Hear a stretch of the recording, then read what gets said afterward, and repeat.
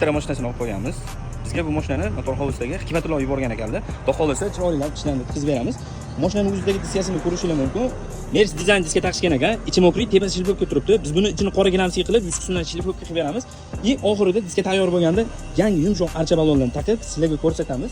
Oxirida o'zingizlar yangi balonlardan turishini ko'rib bitta baho berib olasizlar. Gentra diskani shilpokka qilish jarayonlari ketmoqda. Qora kraskalarni sepib, shilpokkaga tayyor qilib qo'yganmiz. Xudo xolasa shilpokka qilish jarayonlarini kuzatib olasizlar.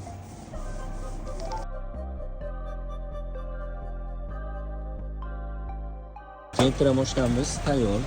Diskalarning ichini qora gilamsiy qilib, ust qismini shilpokka qilib berganmiz. Oldingi holatini ko'rdinglar. Ichi mokriy, tepasi shilpokka edi. Hozirgi holatda diskamiz ancha ochildi. O'zingizlar ham ko'rib, bitta baho berib olasizlar. Xolisa chiroyli bo'libdi. Aka, sog' bo'ling, yaxshi ko'ring.